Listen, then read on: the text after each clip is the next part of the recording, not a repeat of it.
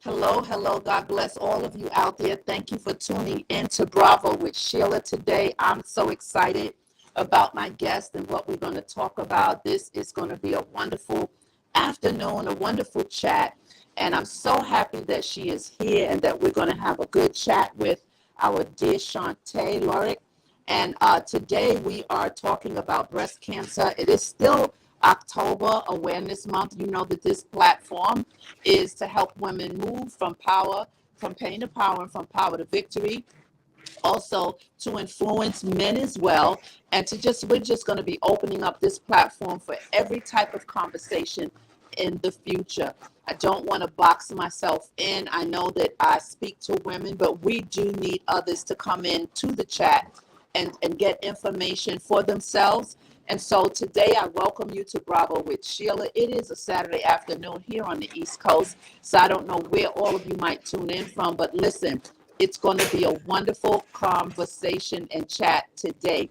So my guest is going to be on screen in a couple of minutes, and it's a special show because most of you know that I go live on Tuesdays and Thursdays, but I had to talk about this. Let's see if I can mute her.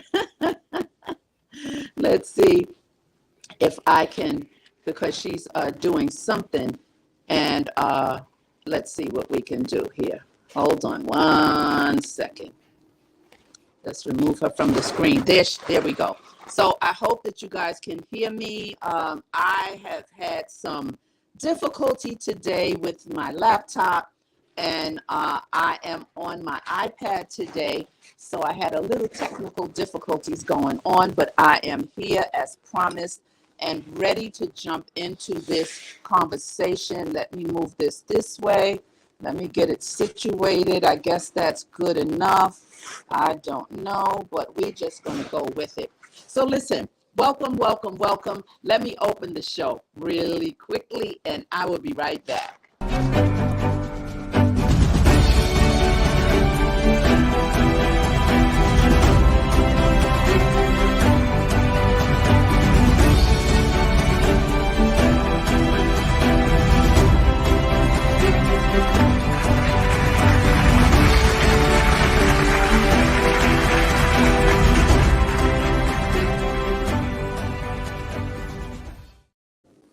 And we are back, and it is a pity I did not share this. I was supposed to send some text out. I think I'm going to do that real quick while she is coming back on screen, and let some folks know. Sir Hale, thank you so much for being here.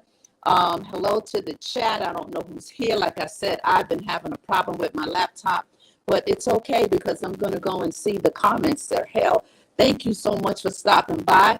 We are talking today to a survivor of breast cancer, and we'll be talking to another survivor on Wednesday. This is a very important topic. This is very important to women and people in general. And so I figured, let me hurry up and get something in. I've been traveling this month, and just the month of October, just got away from me. It sure did. It got away from me. And so I am excited about this. And here she is. We're going to add her to the stream right now. Hello, Shawnte. How are you doing today? There you go. Go ahead and talk. Good afternoon, Pastor Sheila. Hello. Yes. I am doing well this afternoon, and I am delighted to be here with you on your platform. I thank you for inviting me to just sit here and chat with you, and it is really a delight and a pleasure, and all praise be to God. Thank you. Yeah, I am so happy that you're here.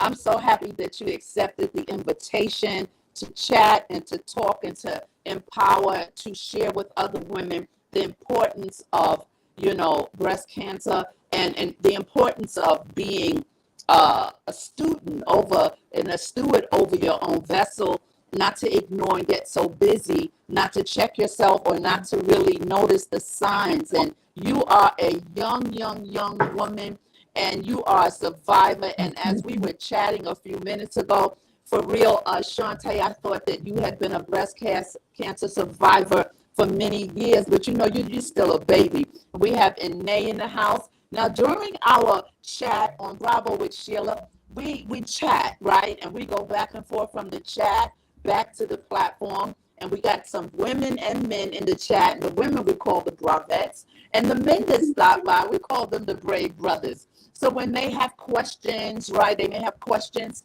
We also put up comments like this one I'm going to put right now from our main Bravette. Inay Kenya says, hey, Shawnte Lorick. She is a really, really good supporter of Bravo with Sheila. We also have someone who is very dear to my heart, and he has an incredible YouTube channel, and I hope that you would, he's saying hello to the chat. This is Sir Hale Speaks Network, and he's saying hello to the people in the chat. We have M. Mills here saying good afternoon, everyone, and panel. They are greeting you, and I'm just excited.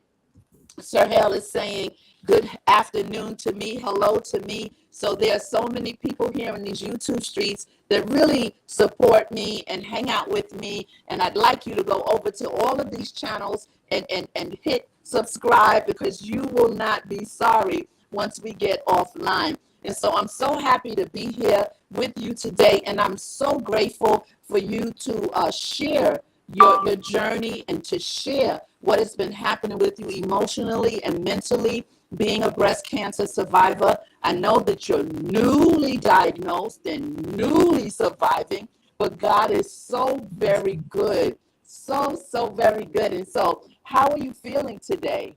I'm doing well. I'm feeling great. You're feeling good, and that's a good thing. That's a good thing. I'm so excited that you are here. I know you're excited that you're here.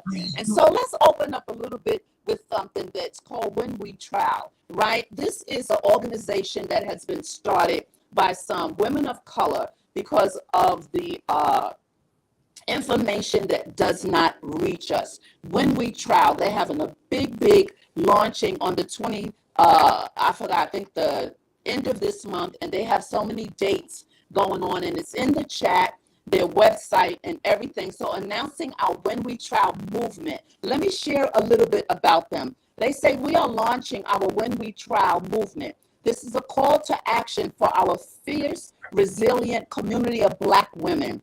As Black breast cancer patients, we have to advocate for ourselves and each other in order to get access, that's the word, access to a better Black standard of care, a better Black standard of care. This is a matter of life and death for Black women. It's called Touch, the Black Breast Cancer Alliance. I think I put it in the chat.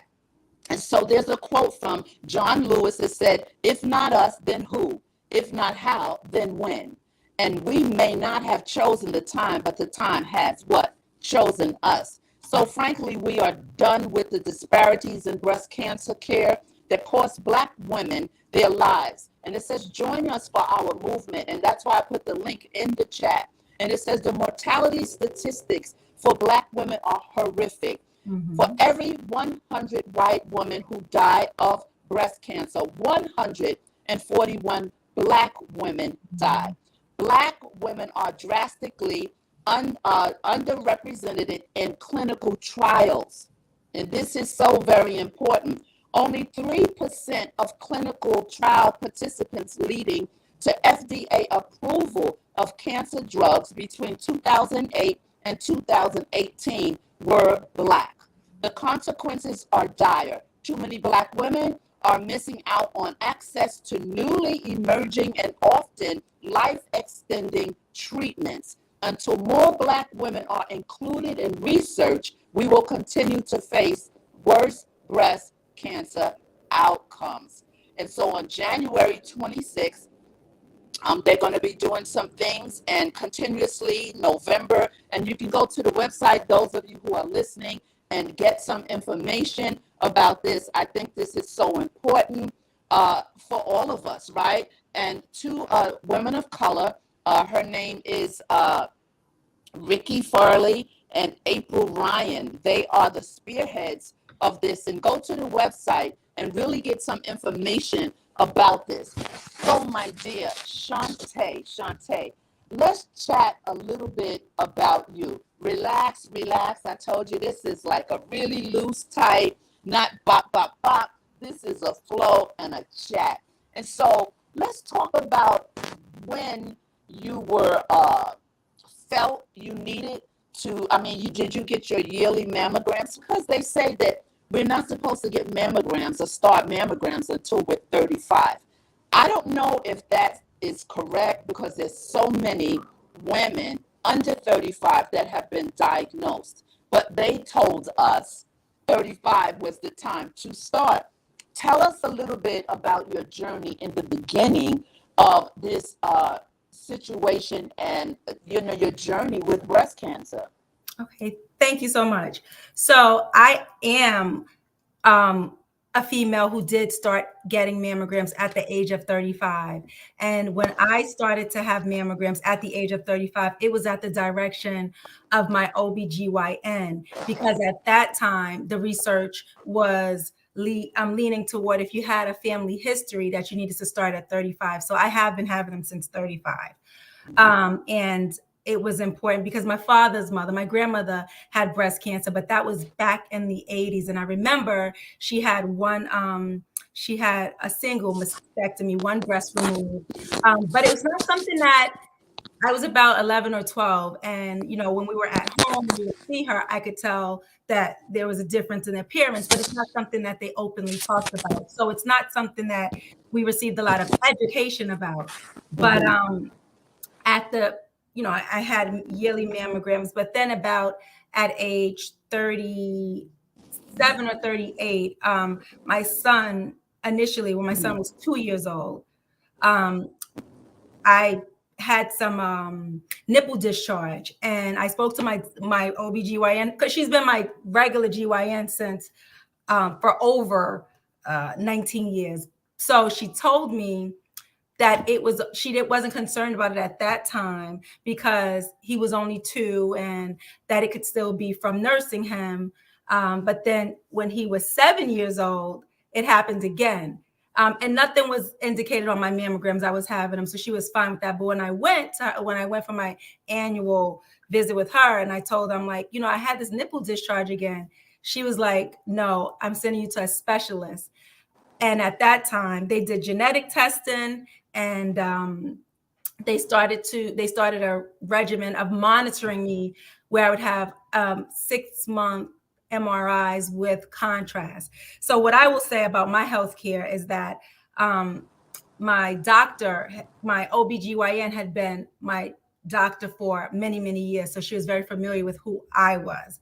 And she's an African-American woman, Dr. Lisa Johnson from Northwell Health, and she's thorough. And I think that for women of color, oftentimes we don't have the benefit of having a healthcare team that is really invested like that. So she sent me to a specialist, and they began to monitor it.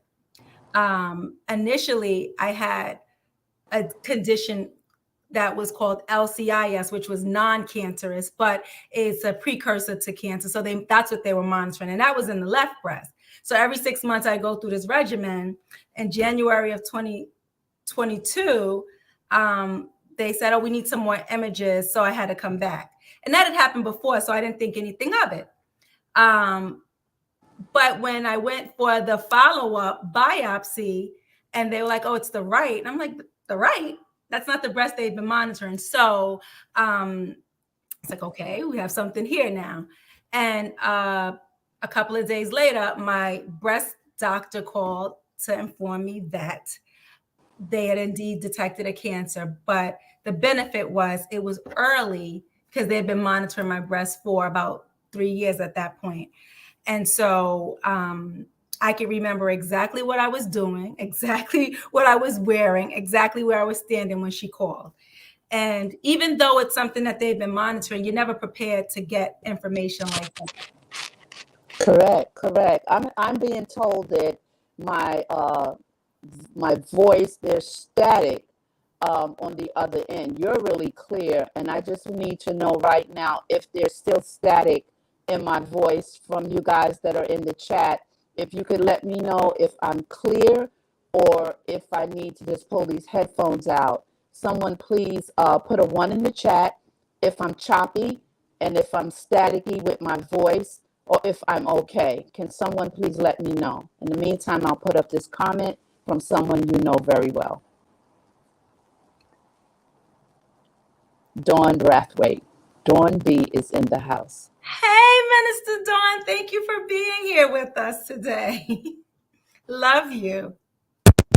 Okay, I'm going to take this out. Can you talk to see if I can hear you? Okay, can everyone hear me okay? If you'd like, I continue. I'll continue. Hold on 1 second.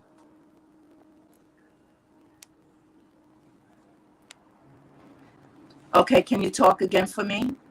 Yes. Are you able to hear me okay? Can you guys hear me now? Am I okay?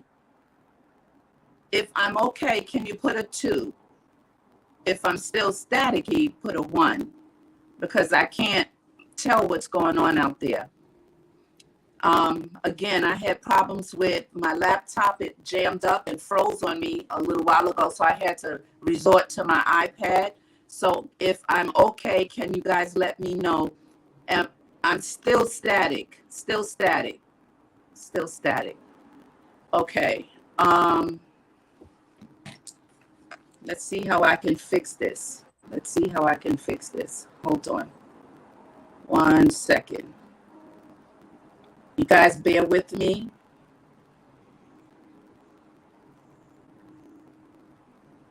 One second.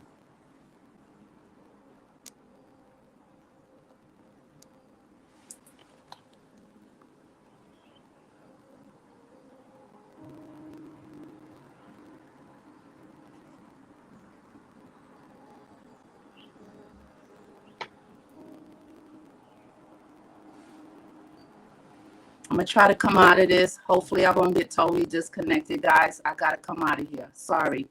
I'll be right back.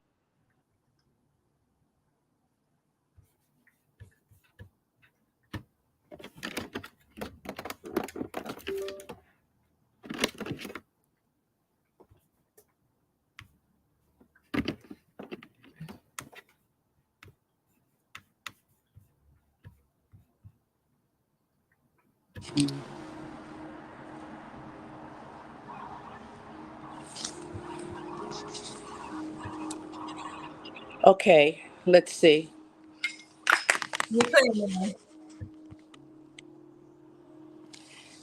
Can you tell me if that's better? Yes, I can hear you clearly. Let's see if the people can hear me clearly. I switched devices. Okay.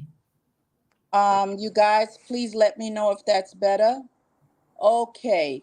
And they says that that's better. So I came off of the iPad and I'm on my phone. Okay. All right, guys. I am so sorry, but the girl got to do what she got to do. Let's. All right. I'm getting thumbs up, thumbs up, thumbs up, thumbs up. Thank you. Let's put this banner up. Okay. Thank you guys out there. See, I'll tell you, the village, when you have people that hang with you no matter what, it's such a wonderful thing. So listen, all right, everyone says that we're good now, Shawnte. So Shawnte, can you pick up where you fell off or where I dropped you off? Okay, so immediately after learning that I was indeed diagnosed with cancer, there were a whirlwind of thoughts, right? I have an 11-year-old son, and what does this mean, and what's going to happen? Like, work is so busy. I had a lot going on in my family. My mother was beginning to get ill, so it just threw everything into a tailspin. But I knew that I had the assurance. I just knew that it would be okay because so much had already happened. I'd lost my brother a few months before that. Wow. I lost a really close cousin. And I said, Lord, if I made it through those things, I know that you're going to get me through this. And so I then sat with the treatment team, which was, at that moment, you get an entire team of doctors. I had my breast doctor who was already monitoring me, but then I got two oncologists, a regular oncologist and then a radiology oncologist and then the Wow. breast surgeon. So there's this whole team of new doctors and Yeah. there's so much information overload. And then I would take myself down a rabbit hole every night from bedtime to probably 3 a.m, just reading and reading and reading and reading and trying to absorb all of this information that eventually I had to tell myself, stop.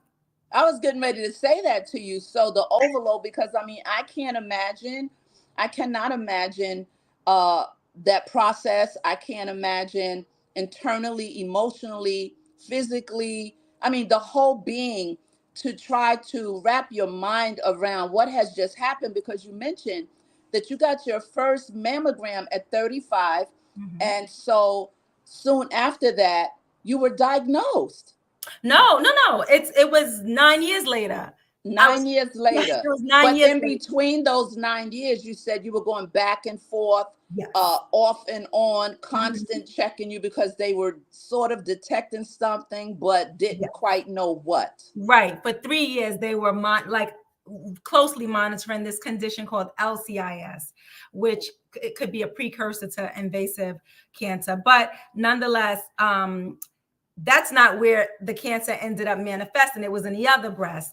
And so again, in that time, I think what's very important though, as we know that there are disparities in healthcare, particularly when it comes to women of color, and it's important to be advocates for ourselves and also try to understand to the extent possible the information that they're giving to you, right? So what I would do, a lot of us, I'm sure we have our my charts and things like that. So all of my Right. labs that would come up when they would send my labs, I'd go on my computer, open up the labs, then try to interpret those labs for myself as well so that I can go back to the doctor. And even if I didn't Right. know what I was talking about, it would look like I knew what I was talking about, or at least trying to understand it. And it forces them to then take some more time to really explain it and walk me through it.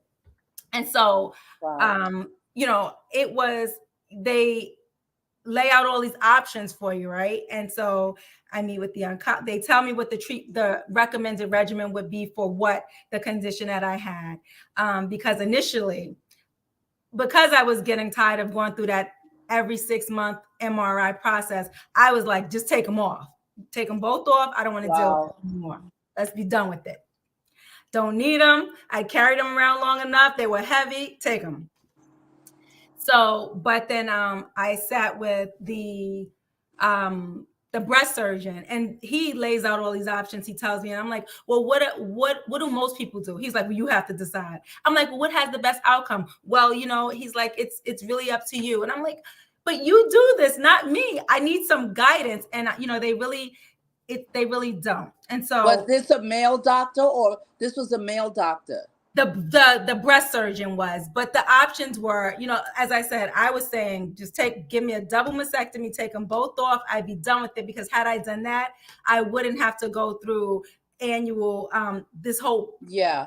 it the so but I also, my doctor had been excellent monitoring me for 3 years, but I did, because there was so much information and because I wanted to be sure that I was making as best a decision as I could, I did go and have a Right. second consultation at Sloan Kettering.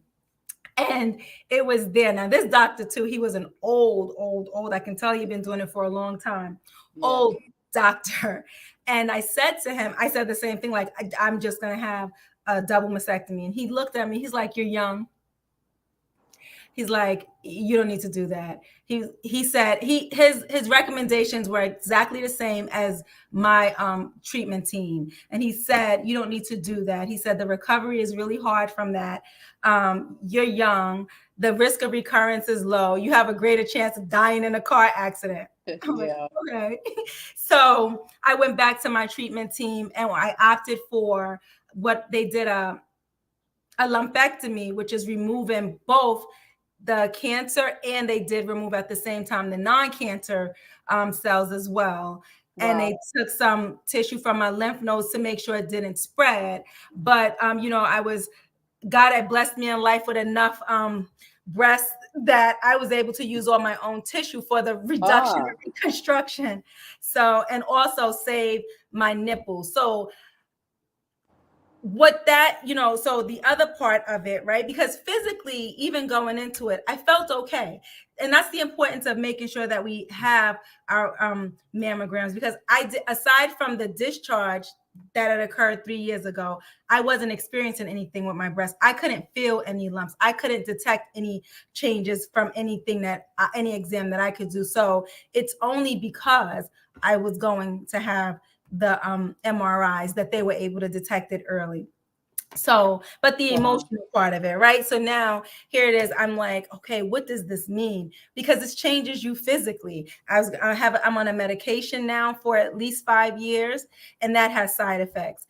I was going to experience some changes with my body, some positive, not some not so positive. What does that mean for my relationship, right? Yeah, So that is so, oh my God, you have to really talk about as a woman, all of those things pre surgery, pre those that emotional and mental. Like I said, I can't imagine it. And just to mention, yes, I'm so glad that you went to Sloan Kettering, because they give you a team of doctors and they really, really care. They really care at that hospital. I wish my sister would have listened to us and went there, but she waited too long. Then COVID hit and they shut everything down and she's no longer with us. oh, But I can't imagine. Talk about as a woman, the relationship, the thing in your head about, oh my God, are you married? I am. Oh, please share a little bit about whatever you feel to expose to us, to share with us about that. Right. So December. I've been married for 9 years, and so for this entire time that I've been under this monitoring, um, my husband has been a part of that process. But we it's integral to who we are as women, right? This is a body image, and what does that mean? And also, you don't really know the thoughts of people, and so it was going to be different. It was going to look different. I was going to feel different. And what did that mean for us? And what did and then even the hormones, right? Because my medication is a hormone therapy. So how does that change intimacy and just all of it? And not even just intimacy, just attitude. Sometimes I may be chaotic, right? So just what did that mean for my, just my relationships in general? But I think that the key for me was just being very honest and very transparent with him, and like, look, this is scary. This is hard. And also having him look at it. I remember when I first post surgery, the first time I really looked at everything, I did have a meltdown, because it looked like I felt like a Raggedy Ann doll, like all the markings and stitches, and it's like, Yeah. and I did. And so, but to have him, he was good about it. He said to me, because I would joke, like, what I would joke throughout and say, well, I'm just gonna give me some 25-year-old breast, right? So he's like, well, you got the breast you wanted. And he was good about it. And so I'm appreciative that, even if he had some apprehension or concerns or fears of his own, he never made me feel Yeah. anything about it. So that's good. And I also had a great team of support just in general, my family, my AIM family, my girlfriends. And so, but yes, it does. It's it just makes you it yeah. So, Yeah. All and of that. All of that. yeah, lots of feelings, lots of thoughts, and just adjusting. I'm still settling into this new body. It's still set. We are still settling into it. So it's a lot. So you It have is. the mental, the physical, and the emotional pieces of it, the spiritual pieces of it. It all kind of goes together. And so Do you go through ongoing counseling? Are you in counseling? Do you need counseling? Do you feel that, I mean, I would think that after, although you have a support system, there's still this thing that people know. I say, walking it out in shoe leather, mhm. meaning there's certain things in life that your mom, your dad, your children, they can kind of support and help, but the whole goal is this particular thing. You got to walk through it by yourself to get yourself to that place called there, because we are good with masking women. We are good with wearing masks. We are by nature we nature and new, we have this thing where what's the word I'm looking for, where we just keep going and we say I'm okay, I'm okay, I'm okay, because we know that's what we're supposed to say to get us to that next step, when in actuality it's okay to not be okay sometimes, right? And we have to get that piece that it's okay to not be okay. And because we're nurturers, right, we tend to not be able to receive the way that we need to receive, because we're the one always giving out most times in terms of nurturing. So when I ask about counseling or, chatting with someone, I just think it's important just to check in to make sure everything is okay in the emotional, because things catch up later, Shawnte. Things will be laying dormant because we make them dormant, because we tell them to shut up, because we tell them, don't put your head down. I have to do this, right? So I don't know if that's something that you've done or that you may need in the future, but I'm just saying, if you do, please don't neglect that. Don't neglect you to the point where you're saying, I have all these people, I have my church, and that's wonderful. But you're the one walking this thing out, and you have to be so in tune with you and where you are emotionally. Let's put this comment up real quick. I can't ignore this comment. M. Mills is another Bravette who's on the platforms here in the YouTube street. Beautiful sister. She says, my daughter just had a double mastectomy 2 weeks ago. God bless her. How is she? How is Well, she, we'll M. be Mills? praying for her.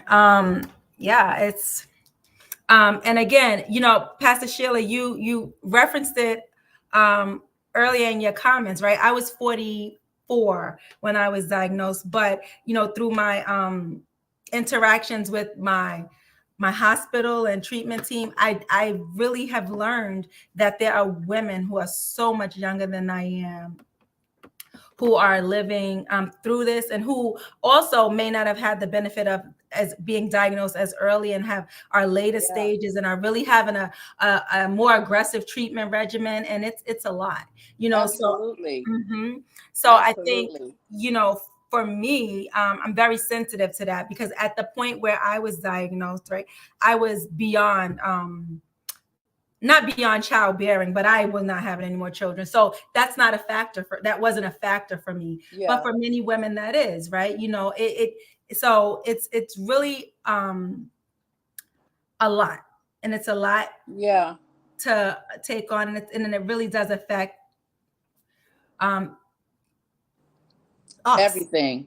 Ine says, bravo at Shawnte Lorick. She said, you are such a role model. She's Thank saying you. that you are a role model. And I passed a comment earlier. I think it was a question about, here we go. It says, can stage 4 revert back to a lower stage? Do you know that answer? So I don't have a specific answer for that, but what I do know through talking with all of my doctors is that they're just so it's very individualized and case specific, right? Because there's so many different types of breast cancers, and then so many Hmm. different ways and then there's so many other factors, right? Your age, your genetic makeup. Stage 4 means that it has already pass through the your lymph nodes and other areas. So it's really is something that you really have to work with your doctors and treatment teams to determine Yeah. whether or not you can have a treatment regimen that will you know and again, even for me, so I am at this point today cancer free, and I'm claiming that I will continue to be. I'm not, but I still have to go Wow. and be monitored and follow up, because there's always a chance of recurrence, right? And we're not claiming that I am Right. Amen. I Amen. am declaring today that this is something that is behind me. Yeah. And so, but again, it is just really critical that we stay on top of, our health, and going for your mammograms and checking in with your doctor, and never just assuming that just because you feel okay, that everything is okay. Amen. So, Amen. That yeah. is so awesome. Let's look what Em Mills is saying about her daughter. Oh my goodness, I could barely see this because I'm on this phone. She is recovering slowly, but is 34. You see, we just they had been monitoring her for a few years, like Mm-hmm. you. Mm-hmm. Pathology And report now, benign, caught before cancer developed. mm-hmm. Yep. Sounds familiar, doesn't it? Very. And we just said, I'm much older than you, but I know from my education, they said, you need to get your first mammogram at 35. Well, there are so many statistics with the age before 35, and Mills just kind of proved what we're talking about, as well as what Mm-hmm. you said, knowing that there are young women who are having breast cancer and having Mm-hmm. cancer, period. And there's this conversation that's been going on about diet, about what's in the foods, Mm-hmm. about why is this thing so prevalent now. We know that the things that they put in a lot of the foods are, we, God only knows what. And so all of these types of diseases and cancers, sometimes they're saying scientifically that it has to do with a lot of the things that are put into the meat and the food Mm-hmm. today. And especially too, they had a special on Netflix about the food, the milk, the eggs, and everything that they put in the hood. Mm-hmm. They had this guy who went undercover and went and watched and monitored the food that's sent to the inner cities and the food that's sent to the suburbs, and Mm-hmm. what's in these foods, from the milk to the eggs to everything. And it was so fascinating and amazing to really see that documentary and to understand that we have to be so awake with so many things that we didn't have to be awake about before. Things have changed so drastically. So, what type of diet has your diet changed, or were you always a person who ate healthy? No, I would not be telling the truth if I said that I was a person who always ate healthy. And I mean, it's not just our diet. There's so many connect, like they just a study just came out linking some the products that we use for our hair to uterine cancer, right? I And saw that.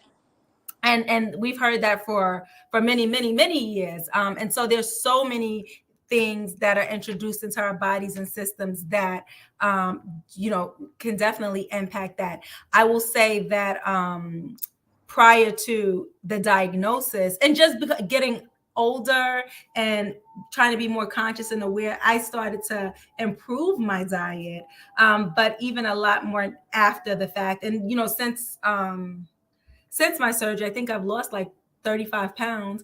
But just Really? making lifestyle changes and just, being really conscious about the things that I am consuming and the things that I'm internally and externally. And even just allowing into my like life and my eye gates and ear gates, like Yeah. reducing stress, Yes. eliminating Yes. people. So all those things too. Yes, definitely. People, places, and things. People, places, and things. Just keeping your space Mm-hmm. pure, right? Guarding your heart, right? Mm-hmm. Guarding your mind, because your mental health is attributed to a lot of things that we go through, not just women, but people in general, our Mm-hmm. mental health and the stress level that we go through. This is like, I'm just so grateful to have this conversation, for you to be so open with us about this, and your journey in this breast cancer victory, because that's what it is, a victory, right? And I just want you to stay well and do the things that you need to do for yourself. So what would you share with women who are young, middle age? It doesn't matter in age, because it can come up. I know someone mentioned to me I don't know if it was my GYN doctor's like, oh, well, you don't need to get any mammograms anymore. And I was like, what? She was like, no, no, no. You don't you don't need to have mammograms. I'm like, oh, so over 60 you don't get mammograms? Like, why? What backs that up? And so when I went back to my primary doctor, she was like, what? I was like, yeah, she took GYN doctor told me I don't need to get them anymore. What does that mean? Like, go ahead and die, or you could have it and because you don't have much life left, or what is that? What are you saying to the people? Like, I mean, some people will hear that and be like, oh, I don't have to have them anymore. But you have to question that. I totally agree. And I think, and that's what, when I agree. And I kind of use my GYN as like, as my primary care doctor. So before I do anything, I go back because she's been the longest person on my care team. So I say, they're telling me to do this. What do you think? And so, I consult with her a lot, but I think that that is always key. Like really, trust your gut, trust your instinct. Don't just because the person is the doctor, you're your number one doctor. This is your life, your body, and ask questions and push back, because if we don't, there are, we know that it's not just in instances of breast cancer. The rates of female maternal death is so high with Black women, because they don't take the time to really hear us and take the time to pay attention to what it is that we're saying. So I think that for me, what's important is being your best advocate, Yes. trying to the extent possible to, get information for yourself, double check, Yes. ask questions, ask someone else. And again, like I say, even if you don't know what you're talking about, act like, well, look, I'm reading this and it says this, and because it forces them to sit with you and explain things to you and help you understand it. And Absolutely. just be an advocate for yourself. One of the things that you said, Pastor Sheila, you talked about the organization, and you talked about clinical trials. And I think that there's a couple of reasons why we are not well represented in those clinical trials. One is that we don't get information. We're not informed of these things. The other is that, we have I know where you're going. we were skeptical about being guinea pigs, right? Our history in Yeah. this country leads us I to be know where like, you're going. you're not going to experiment on me. But Yeah. the reality is that if we are not participating in these trials, then we don't know what it will do for our demographic. I'm So so glad you went back to that because as we on the floor, we right there. As me and my co-host Dawn B will say, we stirring it up. We stirring it up. And I dropped the link for her to come up, but she hasn't come up. I think she's out busy. But yes. I'm so glad that you said that because I'm going to go back to what I read earlier. It says, frankly, we are done with the disparities in breast cancer care that cost Black women their lives, right? And so it says the mortality statistics for Black women are horrific. Every 100 white women who die of breast cancer, 141 Black women die. Black women are drastically underrepresented in clinical trials. Only 3% of clinical trials participants leading to FDA approval of cancer drugs between 2008 and 2018, let's look at these numbers, were Black. The consequences, they say, are dire. Too many Black women are missing out on there's that word, to newly emerging and often life extending treatments, life extending treatments. Until more Black women are included in research, we will continue to face worse breast cancer outcomes. And this is this awesome organization, and they have something that's called the Doctor Is In. It's when we trial, and I had put some information in the chat. And so, and just what you said. And yes, we do, rightfully so, have this mental block about when we hear the word trial. Do you want to do a trial? Do you want to do a test run? Because we're testing 100 women for such and such and such. And because of our history, there's that block, right? But I'm sure that these women here who are deep into this know what they're laning in and Mhm. know what they're extending finally to people of color, because Mhm. I don't think that they would be doing it. They're looking at the statistics, they're looking at the rate of death between two different races, and the question is why?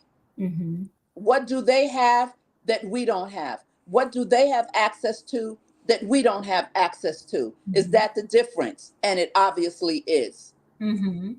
So I think that that's important, partnering with an organization or an individual that has kind of vetted the information to help you understand it, to give you a comfort and an assurance in going in. So just for breast cancer and just even for other kind of medical issues, I do know that for breast cancer specifically, if you went on to Memorial Sloan Kettering site, it has a list of all the current clinical trials that they're running. And I'm sure this organization too would also be able to direct you into current clinical trials. And they also sometimes they have like financial incentives attached to it. And so like you'll get the medication for free, and they may also pay you for it. But again, I get it, I understand. But unless we have the data to inform us as to how Yeah. it's impacting us, Yeah. it's never going to work. So it's not for the individual good, but for the greater good, just to Yeah. consider it. Yeah, it's a twofold thing there. It's a twofold, but I like the fact that things are shifting, Mhm. things are moving forward in this area, because there's so many, many, many women in days gone by that, I mean, just think of the 1950s, the 60s, the 70s, all these eras of generations of women who did not have the opportunity to sit with a team of doctors, or to have someone really put hands on to give the understanding and to take time. Now, you just did a walk. Is it a walk that you did for breast? I saw you. You think I didn't see it, right? I saw you. You just did a walk with a group of women, and you do it every year, don't you? So, no, this is my first year doing it. And so actually I did the Making Strides walk in Central Park. And I was not going back to this team that I have. I was going to just go by myself and walk with the my hospital group. But my friend, one of my girlfriends, was like, "No, let's do our own team."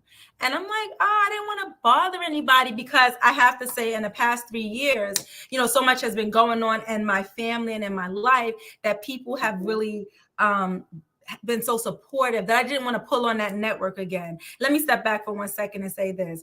I am the oldest child. So I have like seven, I have a lot of sisters and brothers that are younger than I am, a bunch of nieces That's and nephews. nice. And so and I just also just type A personality, all those things, caretaker. And so it was very hard for me to be able to be vulnerable and accept care and accept support. So like right after the diagnosis, I remember, one of my girls like, "Oh, I'll go with you to your appointment." I'm like, "Going to my appointment? I don't need anybody going to my appointment." But it was in that moment, like just all the people stepping up and helping out and being supportive. When I had to go in for my surgery, go into the hospital, my girlfriends had it all laid out with my husband and my sister, who was going to pick up my son and keep him for the weekend, and all these things they had to help Sweet, me get. sweet. That's So, sweet. so I didn't want to, because they had to be there for me through losing my brother and then losing my mother in July. I just did it. I'm like, I'll just walk by myself. But they said no. So yes, I had a team of 29 people, my coworkers, Wow. and some of my good girlfriends and my family. And we raised actually over $2,800. My team did for the American Cancer Society, through Making Strides. So I did. Yes. It was a very, very rewarding experience. But again, that being the first time being in that park with all of these women Mm. who are survivors and thrivers and then just supporters was just such a An it was emotion it of, was of one. What yes, an emotion I could yes. imagine, because my sister that passed away, um, and she started this thing called Shine a Light, where she would go out in Harlem and feed the homeless, and do certain things. And since she's been gone, her daughter, my niece, you know my niece, I Cherie, do.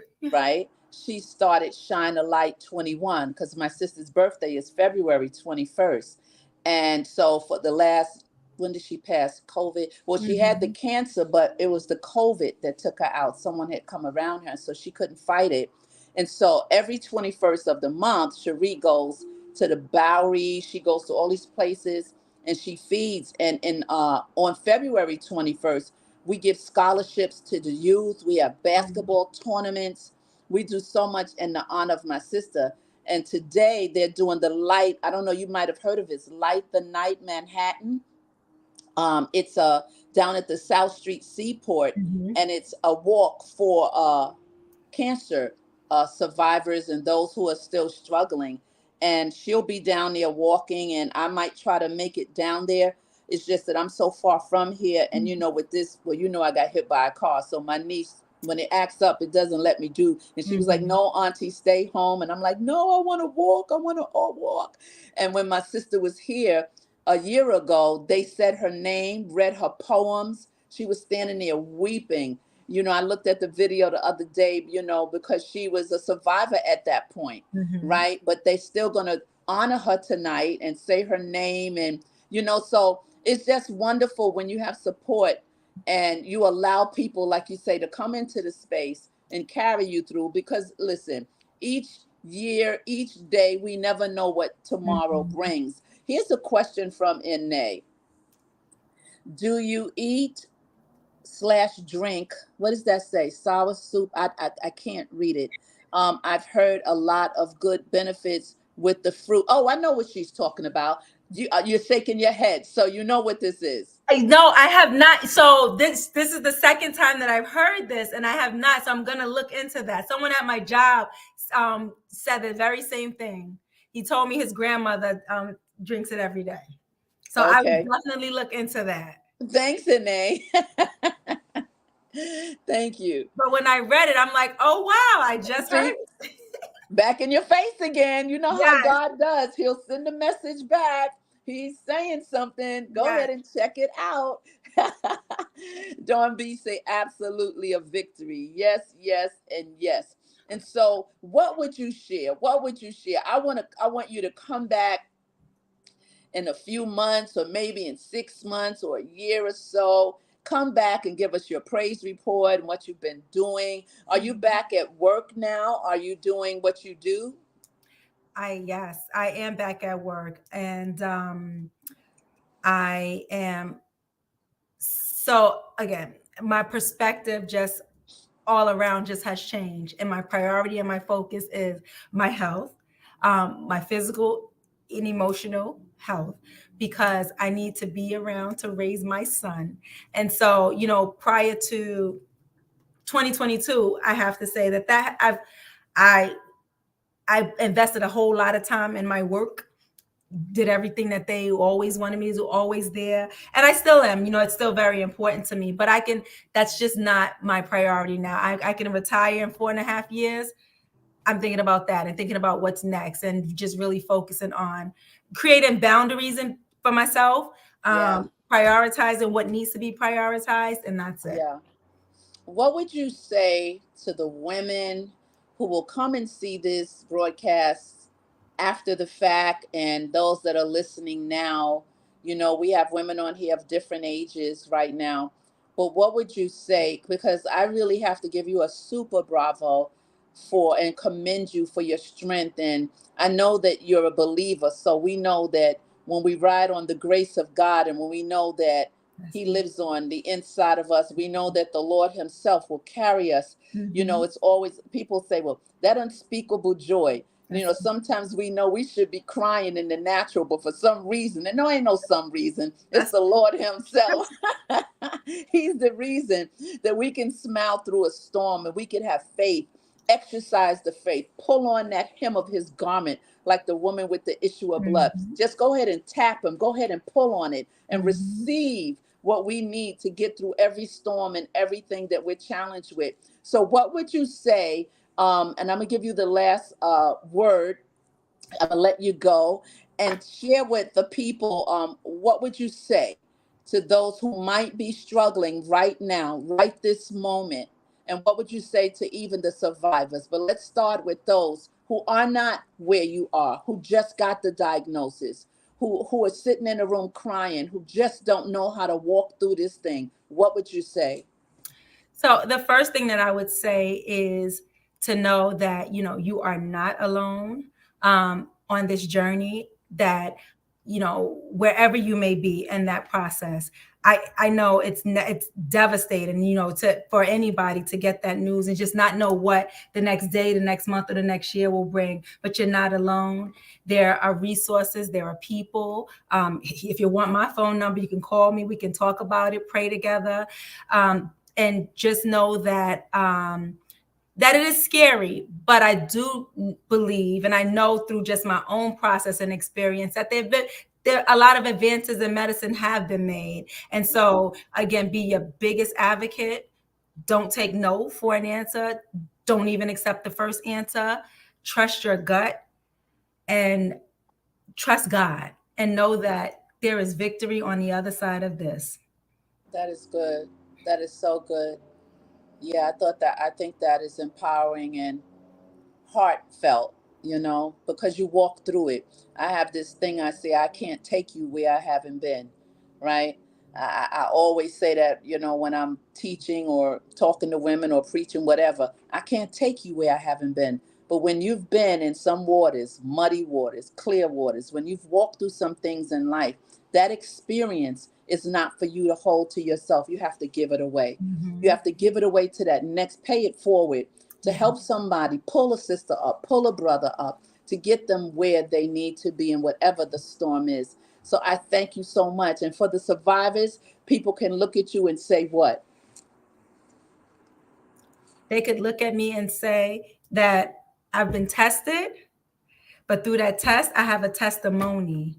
They can Mm, look at me and say that, just one day at a time, one moment at a time, allow yourself to feel what you feel, allow yourself to cry if you need to cry, allow yourself to go through that process, but know that, God has his hand on you, and that again, there is victory on the other side of this. And so to Miss Mims, I am praying for your daughter. I wish her all the best. And to everyone who might be on the line today, who's a survivor, who's at some stage of even not even having a diagnosis yet, but maybe going through that process of evaluations and assessments, just hang in there. There's victory on the other side of this.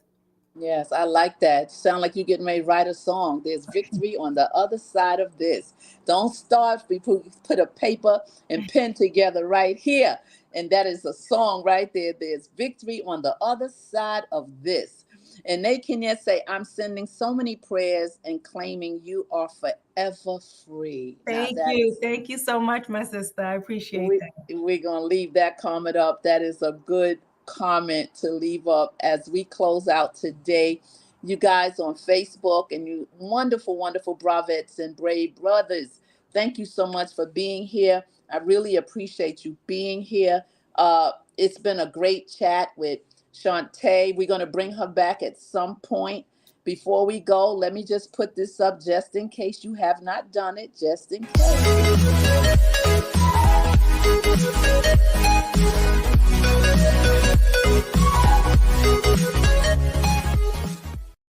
I'm not done.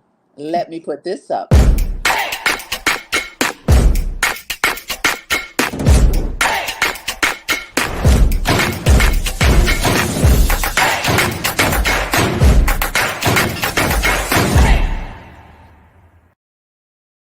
All right. Now we're done. And want to say ciao to all of you as we do this outro. What kind of outro should we do, my sisters and brothers this out there? You can do a soft outro.